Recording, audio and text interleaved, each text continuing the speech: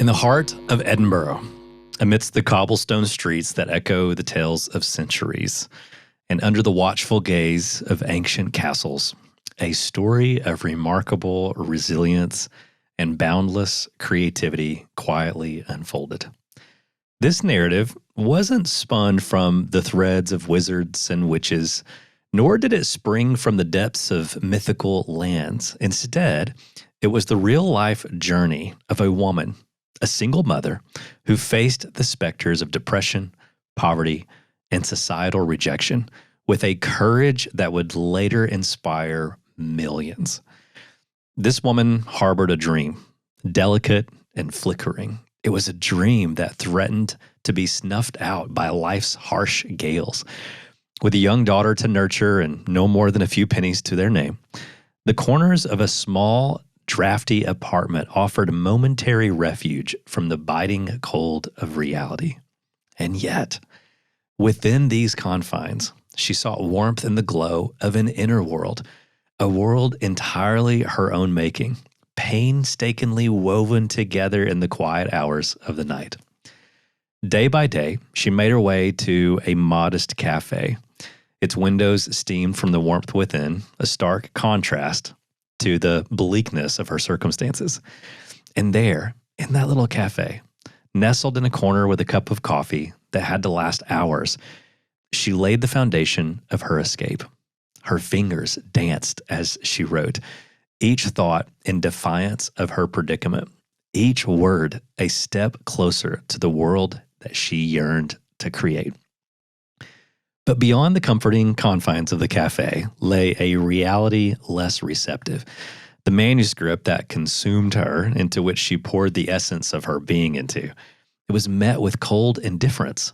Letters of rejection arrived with a regularity that became a cruel echo of her failures.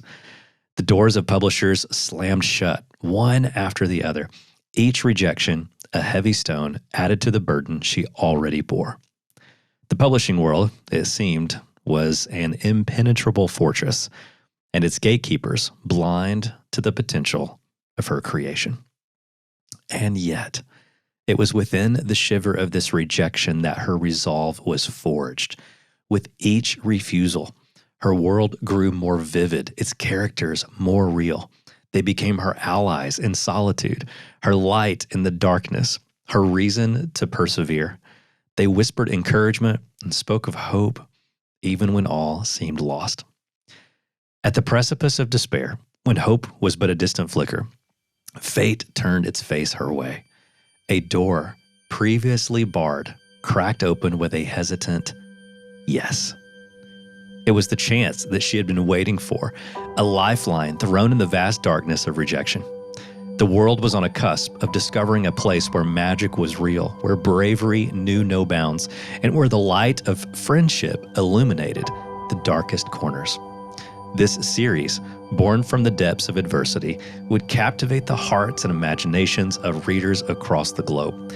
It transcended the barriers of age, language, and culture, weaving a narrative of friendship, courage, and the indomitable spirit of love against a backdrop filled with enchantment and wonder.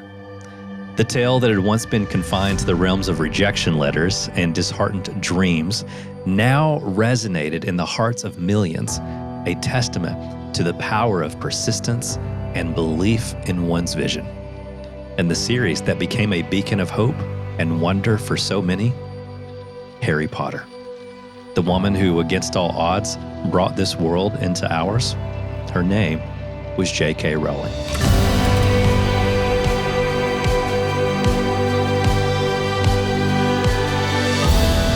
Welcome to the Wow Level Life podcast, a podcast where every 3 episodes we look at the pages of history, sometimes far back, sometimes in recent past, for stories that embody themes in a conversation that we have in the following episode. And as we prepared for this episode, wondering how do we awaken your wonder? How do we stir your imagination? How do we light your creative soul on fire? We venture back into Rowling's story, and her accomplishments are extraordinary. Just look at book sales. The Harry Potter series has sold over 500 million copies worldwide. making it the best-selling book series in history. From living on state benefits to being named by Forbes as the first person to become a billionaire simply by writing books, and that's amazing. That's amazing. What an incredible story. What an incredible financial transformation. And even though it depends on the research and who you listen to, Rowling may or may not be a billionaire. She has given away much of her money to charity. But the Harry Potter films have grossed over $7.7 billion in total, ranking among the highest grossing movie franchises ever. If you've ever been to Orlando and been to Universal Studios, you might have popped into the Wizarding World of Harry Potter. The theme parks have been established in several locations now worldwide, contributing significantly to Universal Studios revenues. If you look at the awards and accolades, Rowling has received numerous accolades, including the Legion of Honor and the Order of the British Empire for her literary and philanthropic contributions. And again, she's donated millions to charity, focusing on supporting women, children, and ending child orphanages globally through her charitable trusts.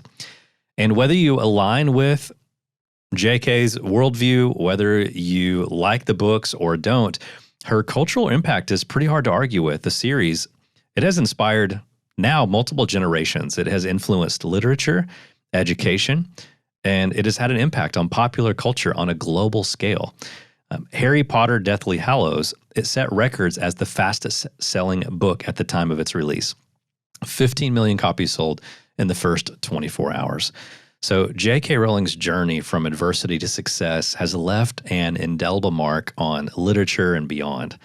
And I think her story really showcases the enduring power of creativity and perseverance in the face of adversity. When I think about her story and try to get curious, and as I inspire you and hopefully ask you to get curious with me in preparation for next week's conversation, I'm curious if you can recall a moment in your life where a significant challenge or obstacle led to unexpected personal growth or creativity. How did that experience transform your perspective or approach to life? The stress that you were under, the pressure that you were under, did it help you grow? Did it expand your creativity? Did it force you to? In JK's story, we see how rejection and hardship were catalysts for creativity and success in ways that she may not have been able to achieve without the pressure and stress and adversity that she was under. Why do you think adversity often pushes us to reach deeper into our potential? And how do you personally cope with that stress and resistance? Do you have creative outlets or practices that you channel these experiences into something positive? The narrative highlighted in her story, it just reminds me, and I think all of us, the importance of perseverance, also in the face of not just adversity, but just rejection. I can't imagine what it feels like to get those rejection letters over and over and over again and feel like you're down to your last penny, living off the state, and then to keep going anyway. So think about your own experiences. What qualities or factors enable some people, including you, to keep pushing forward when faced with continual setbacks? What's the hardest thing you've ever experienced? What enabled you to push through? If you're hearing my voice right now, you're still with us here, breathing, standing today. Why? How do you think that societal attitudes towards failure and rejection impact our ability to grow and innovate? There's a lot of people out there who just aren't comfortable with the idea of struggle. They're not comfortable with the idea of high expectations for themselves or for others around them. Is it possible that society could better support individuals in embracing the struggle, choosing the right level of hard, and see some of that stress not as a negative thing, but as an opportunity for greater personal and professional development? You know, when you consider the role of support in overcoming adversity, it takes my mind to multiple people. And I think it's also helpful when we think about the times we were in those situations, and maybe you're in one of those situations right now. Who in your life helped you along the way? Who helped you through hard times?